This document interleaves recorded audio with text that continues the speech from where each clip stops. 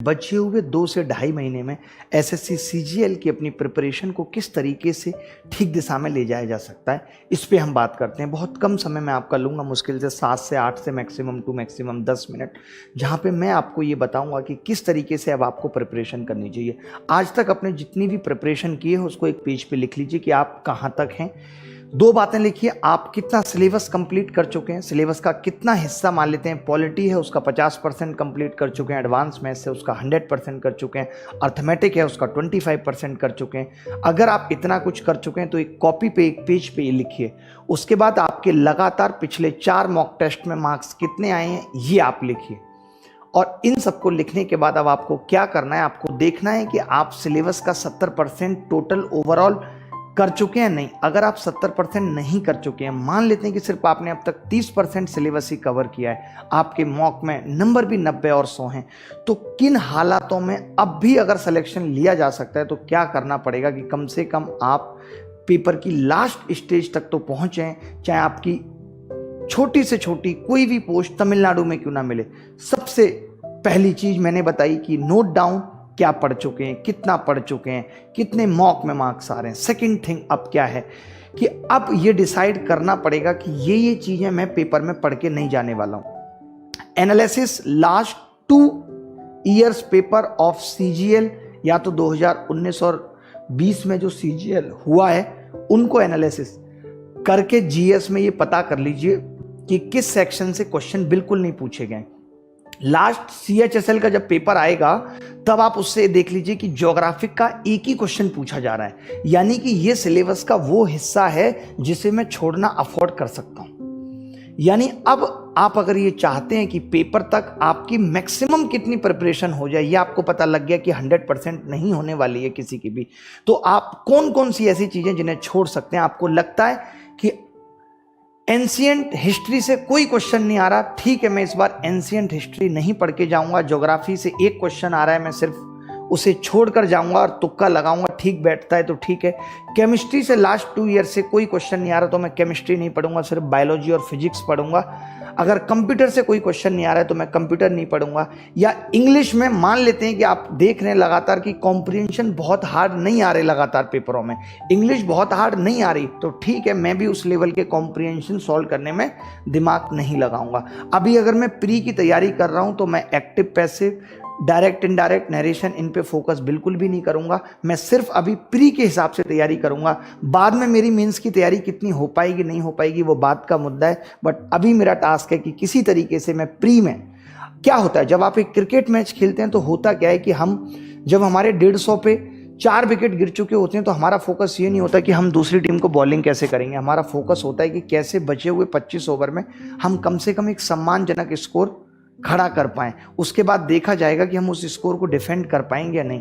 अगर 150 पे 4 विकेट करने के बाद मैं ये सोचने लगूं कि 337 तो पिछले मैच में ही मैं बना के हार गया था, तो इस बार तो मैं पक्का हारने वाला हूं और मैं वहीं पे अपने हथियार गिरा दूं, तो ये बहादुरी की बात नहीं होगी। आप मेरी बात का मतलब समझ गए होंगे कि मैं क्या समझाना चाह रहा हूं। दूसरी बात यह कि 2017 को अब हटा दीजिए, क्योंकि 17 में पेपर का पैटर्न बिल्कुल अलग था, लेकिन 18-19 के जो सीजीएल के पेपर में क्वेश्चंस आए हैं, क्वेश्चंस का पैटर्न आया है, उन दोनों को बिना सॉल्व किए हुए एग्जाम में जाना सबसे बड़ी बेवकूफ़ी होगी। अगर अभी तक नहीं किया है तो सबसे पहले यही करना है कि जो 2018 और 2019 वाला सीजीएल है, जो कि 19 और 20 में हुआ है, उन सीजीएल के क्वेश्चंस A to Z करके जाने हैं पेपर में, या अभी आगे आने वाले 5 या 10 दिन में करने हैं, ताकि मुझे एकदम सटीक आइडिया हो जाए कि पेपर का पैटर्न क्या चल रहा है। क्योंकि अब बहुत ज़्यादा खेल पढ़ाई का बचा नहीं है कि आप 2-2.5 महीने में पूरा सिलेबस खत्म कर लेंगे। अब मामला प्रैक्टिस का है। अब प्रैक्टिस आप अपने लेवल पे कितनी कर सकते हैं, मेरे लेवल पे कितनी कर रहे हैं। मैं जितना पढ़ा रहा हूं गणित के लिए, मैं आपको गारंटी के साथ कहता हूं, चैलेंज से कहता हूं कि जो मैं पढ़ा रहा हूं, जो मैं प्रैक्टिस करा रहा हूं, उसके अलावा कुछ मत करिए, बस उसी को दोहरा लीजिए। उसके अलावा कहीं हाथ पैर मत मारिए, कहीं ये मत सोचिए वो टीचर क्या पढ़ा रहा है उसका भी देख लेता हूं, ये क्या पढ़ा रहा है। आपको एक मेंटोर पे, हमने भी हजारों क्या 1 आध लाख बच्चों का सिलेक्शन करा दिया होगा, तो उन बच्चों को सिलेक्शन हमने ऐसे ही नहीं करा दिया, अनुभव से करा दिया, पता है कि क्या पूछा जाएगा, क्या पेपर का स्तर रहेगा, खुद इतनी बार एग्जाम क्वालिफाई किया है तो ये पता है कि पेपर में बच्चा कौन से तरीके लगा पाएगा, कौन से नहीं। आप देखते हो कि टीचर आपको सवाल कितना भी बड़ा दे दे, आप कर देते हो एग्जाम के अंदर, लेकिन पेपर के अंदर नहीं कर पाते। क्यों? क्योंकि वहां समझाने वाला कोई नहीं होता। यहाँ टीचर हमें बता देता है अच्छा ये एल ये बी है, जिसको हम समझ ही नहीं पा रहे होते हैं, वो टीचर समझा देता है। तो जब तक अपने लेवल पे प्रैक्टिस नहीं करोगे, जब तक सवाल को खुद करने की कोशिश नहीं करोगे, शायद आपने ये गलती 10, 12 या कभी और भी अपनी लाइफ में की होगी कि आपने पूरी गणित गाइड से पढ़ ली थी। जैसे ही आप कोई सवाल देखते थे तुरंत गाइड खोल के देख लेते थे, और गाइड खोल के देखने के बाद आपको पेपर में पता चला होगा कि जब वहां पे थोड़ा सा भी सवाल घूम गया तो आप नहीं कर पाए। अगर आप सवाल करने से पहले बेचैन होकर तुरंत उसका सोल्यूशन देख लेंगे तो आप कभी भी नहीं सीख पाएंगे। वो फिर ऐसे बात हो जाएगी कि बॉडी को जरूरत हुई विटामिन बी की तो मैं खाना नहीं खाऊंगा, डायरेक्ट मैंने विटामिन बी की गोली खा ली। तो क्या ये सेहत के लिए सही है? आप डायरेक्ट सप्लीमेंट ले रहे हो। अगर आप गाइड से पढ़ रहे हो, अगर आप टीचर के सोल्यूशन देख के समझ रहे हो तो समझ लो कि आप डायरेक्ट गाइड से पढ़ रहे हो। पहले खुद सवाल करने की प्रैक्टिस करो, समझ नहीं आता, 1-2 बार में नहीं होता, तब जाके सोल्यूशन देखो। वो भी वही सोल्यूशन जो बेस्ट हैं, जो पेपर में अप्लाई हो सकते हैं। सारे सोल्यूशन देखने की जरूरत नहीं है। मैंने अभी बताया आपको कि आपको 2018 और 19 के सारे सीजीएल प्री के आए हुए सेट करने हैं। उसको करने के बाद आपको पता लग जाएगा कि आपकी स्ट्रेंथ क्या है, कहाँ कहाँ पे आप गलती कर रहे हैं, कहाँ कहाँ पे आपकी वीकनेस है, किन किन चैप्टर्स में आपसे मेंसुरेशन के सवाल नहीं हो रहे, आपसे फिल इन द ब्लैंक्स गलत हो रहे हैं इंग्लिश में, आपसे क्लोज टेस्ट नहीं हो रहे। एक बेसिक आइडिया आपको लग जाएगा जिसको आप प्रैक्टिस करके ठीक कर सकते हैं। जो भी आप जब रिवीजन करेंगे, जैसे मैं अभी पढ़ा रहा हूं, मान लेते हैं मैं कौन की क्लास लेता हूं, तो आप देखिए कि इसके जो महत्वपूर्ण फॉर्मूले हैं, शॉर्ट ट्रिक्स हैं, कॉन्सेप्ट हैं, ड्राइव्ड रिजल्ट हैं, जैसे हम कई बार सिवियंस थ्योरम लगा देते हैं, तो ये सारी चीजें अपनी एक डायरी में छोटी सी में नोट करना अभी से स्टार्ट कर दो ताकि लास्ट में प्रेशर ना आए। क्योंकि देखिए हमने इतनी सारी चीजें पढ़ रखी हैं, बट वो सारी तो लास्ट में रिवाइज नहीं कर सकते। जब गणित का पेपर या जब एग्जाम देने जा रहे होंगे तो हम वो छोटी सी रफ कॉपी होगी जिसके अंदर से जैसे टाइम एंड वर्क वाली रूट एवी वाली ट्रिक है, राधा कॉन्सेप्ट में S1/S2 बराबर रूट T2/T1 वाली बात है। तो ये सारी बातें आप एक जगह लिख लो। अब आप बहुत ज़्यादा टेक्स्ट बुक पे मत जाओ, आप चाहो तो किसी भी प्रैक्टिस बुक पे जा सकते हो। मेरे हिसाब से तो अभी ज़रूरत नहीं है क्योंकि पेपर में कम वक्त बचा है। अगर आप 2020 की तैयारी कर रहे हो तो रिवीजन मस्ट है। तो जो मैं PDF दे रहा हूं, मैं बहुत ज़्यादा सवाल आपने देखा होगा नहीं डाल रहा हूं, कुछ लोगों को लग भी रहा होगा गलत है, लेकिन मुझे पता है कि उतने सवाल आपकी प्रिपरेशन को अच्छा बनाने के लिए पर्याप्त हैं, काफ़ी है। एक और सबसे ज़रूरी चीज़ जो अभी आपको करनी है इन दिनों में, वो सबसे ज़रूरी चीज़ क्या है कि आपको दिन में नहीं सोना। अब दिन में सोना छोड़ना पड़ेगा।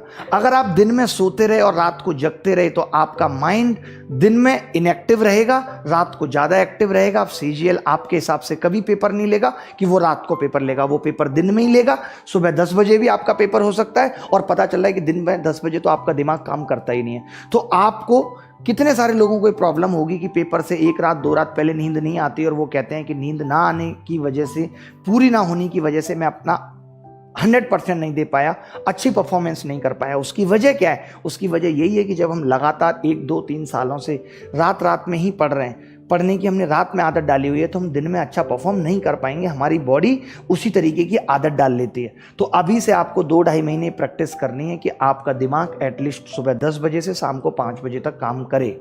आप 8 बजे तो मिनिमम जगने की आदत डालो। मैं तो यही कहूँगा कि 6 बजे जगने की आदत डालो। मैं भी इस बुढ़ापे में 6 बजे जगता हूँ। जरूरी है 6 बजे जगना, 7 बजे तक जगना।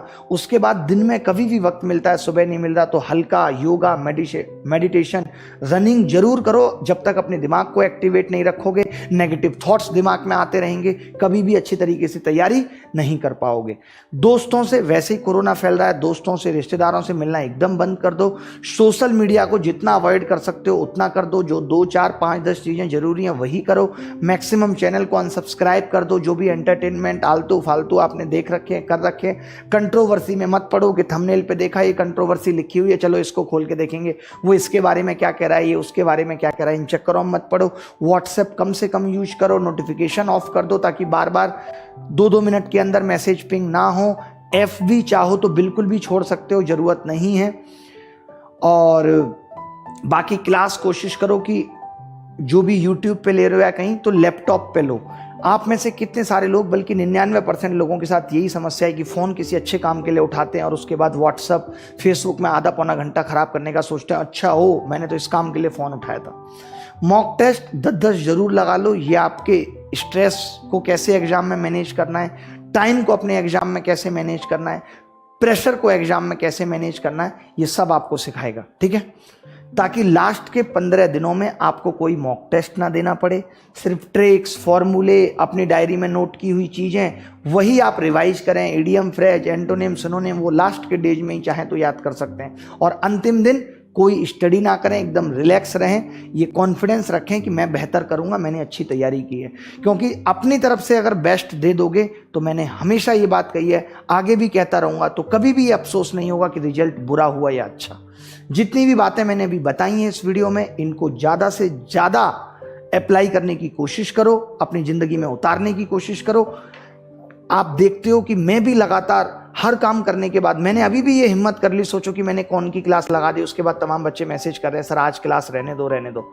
सोचे हम फिर भी हिम्मत कर लेते हैं। होली हमने भी खेली है। देखिए बहाने बनाने कभी खत्म नहीं होंगे, समस्याएं जीवन की कभी खत्म नहीं होंगी, चलती रहेंगी। दर्द जीवन का कभी खत्म नहीं होगा, बस वजह बदलती रहेंगी। शिकायतें जिंदगी से कभी खत्म नहीं होंगी, वजह बदलती रहेंगी। आज ये वजह है, कल दूसरी वजह होगी। आपको उन सबके साथ जीना है, उन सबसे दिमाग हटाना है, अपना दुख से दिमाग हटाना है। परेशानी सबके साथ है, किसी के साथ फाइनेंशियल प्रॉब्लम है, किसी के साथ रिलेशनशिप इशू है, सबके साथ इश्यूज हैं। हर इंसान को उन इश्यूज के साथ आगे बढ़ने की आदत डालनी है कि इन सब के बावजूद भी मैं खड़ा हूं, मैं हिम्मत करता हूं और मैं जीतूंगा, मैं लड़ूंगा। चलिए नमस्कार, इसी बात के साथ मैं अपनी जर्नी को विराम देता हूं। अगेन होली की बहुत बहुत शुभकामनाएं। आपका जीवन सुख में बीते, आपका जीवन और अच्छा बीते। आगे आने वाली होली आपके जीवन में कुछ और नए नए